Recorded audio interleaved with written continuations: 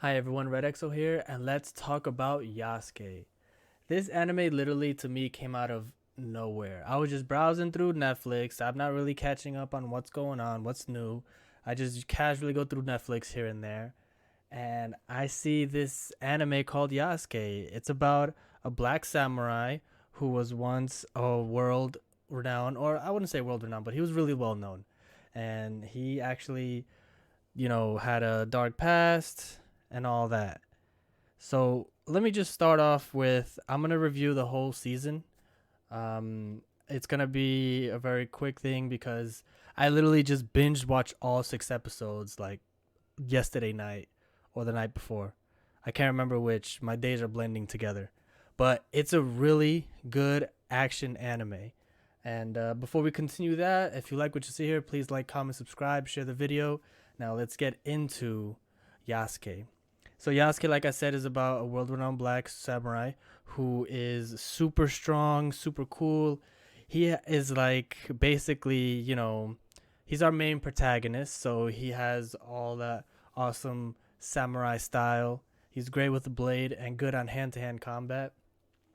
I will say there each episode it does continue the story, but each episode always goes back to like before he is disgraced. Well, not disgraced, but he abandoned his post because in the first episode they overran his boss's temple, and they basically, were taking over everything. And his boss took his own life, and Yasuke had to, you know, do the deed of cutting his head off because that's what they do.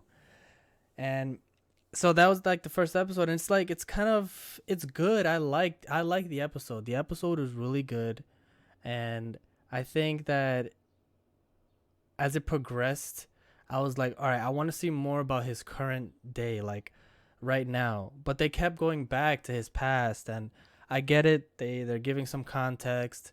They're explaining why he abandoned or he left his post, or he decided not to keep fighting in the same armies or joined with other armies because he was betrayed, and he doesn't want to go through all that again. He just wants to live a nice quiet life, right?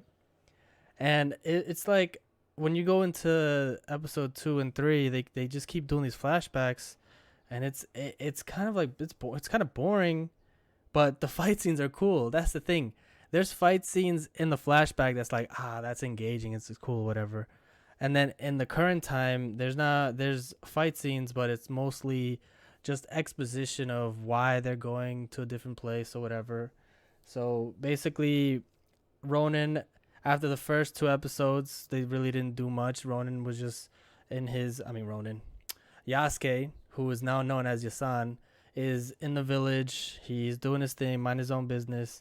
And apparently, this little girl, has some superpowers. And right now, that little girl needs to see a special doctor, to develop her superpowers. So that's basically the adventure of the season. You have to get the girl from point A to point B, and they have fight scenes throughout the entire season. And in that season, we get character development of Yasuke, who basically, he has this motto, or this nindo, as you would say. I know he's not a ninja, but still, where he has to protect the kid. Like he says that he comes from a village that you must protect kids. All right. So then we go to the ultimate boss in episode 6. The ultimate boss is this web lady, this spider lady. It's just so weird. Oh, and I didn't even mention that there's also mechs here. That's another thing. There's mechs in this. I'm like, wait, what? And there's like super magical natural abilities, which I was okay with the supernatural abilities, but when I saw the mechs in the first episode and then the subsequent episodes, I was like, what the heck? They explained it because this lady lived for like 1,000 or whatever years, and that she knows how to develop these, ancient um, machines. So, whatever, we write those off. It's anime. They could do whatever they want. I'll be happy with anything that they do because I love me some good action anime. And on top of that, when they go to the ending, here's my gripe about a good story, right? So I feel like a good story has a beginning, middle, and end, and then at the end, the people who survived, let's say uh, catastrophic, crazy event, they have to deal with that at the end. Maybe they lost people, maybe they gained some friendship or whatever, right?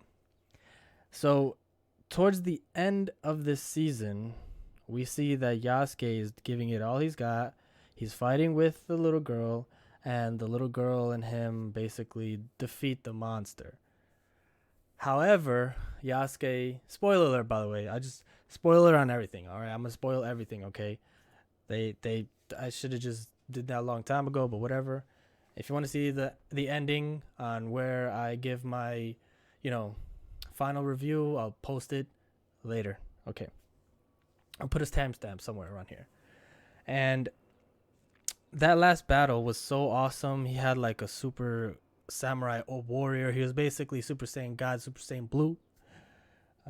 And he, essentially was going toe to toe with the evil baddie. And what happened was they were losing because the evil baddie was, she's like 1,000 years old. She's cooking. She knows how to cook. These two people, I mean, Yasuke is pretty good, but he can't cook against a supernatural being. And the little girl just got her superpowers. And Yasuke blocks this attack, right? Goes through him, protects the little girl, and boom, he catches a nice death. The little girl comes back and does a full counter. You know what I'm saying? She full counter the ultimate baddie, and she wins the battle. Supernatural, good versus evil, all that stuff. But then they got a Disney Channel ending. Listen, if Yasuke died, it would have been an amazing anime. Okay, that would have completed his arc. He said in the beginning, that he protects the children because people in his village must keep a lookout of the children. And then he protects this little girl. He dies for this little girl so this little girl can, cookage. And then, but she cries a tear and he's back to life. Like, why? Is good that he dies. And it's so predictable too. Like, it's so predictable that that's gonna happen because for some reason, you see her coming from a mile away. Like, she has like natural abilities, she can sense people, whatever, and she brings him back to life. And I couldn't bear it. I respected Yasuke too much for him to come back to life like that, because that's such. And apparently, I mean, I'm not fully versed on this. I'm just talking off the top of my head and what I remembered. Apparently, this is an American-made anime.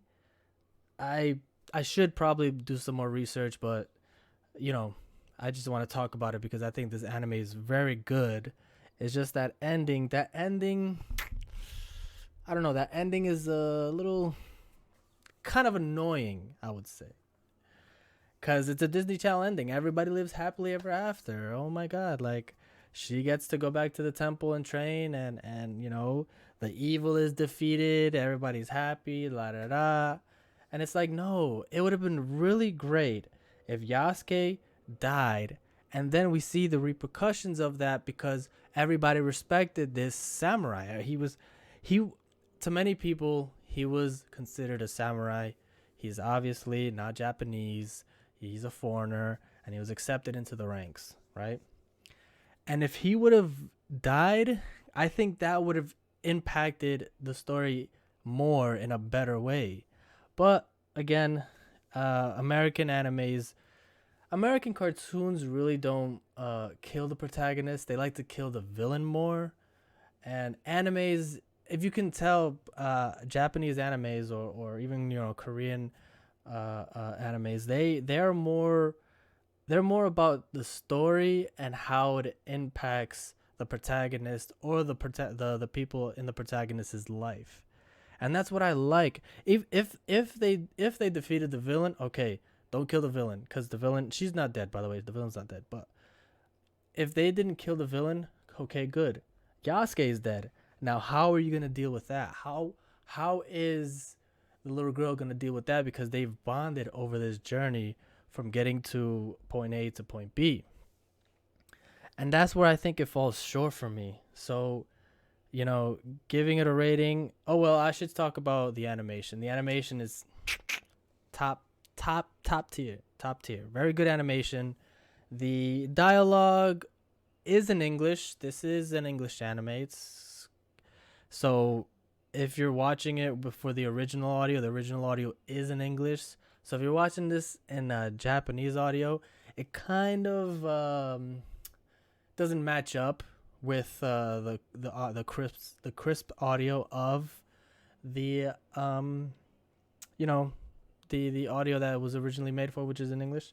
So that being said, great anime, great animation. What else? The story is really good. The story is really engaging, really good. And I would say I like the protagonist. The protagonist is likable.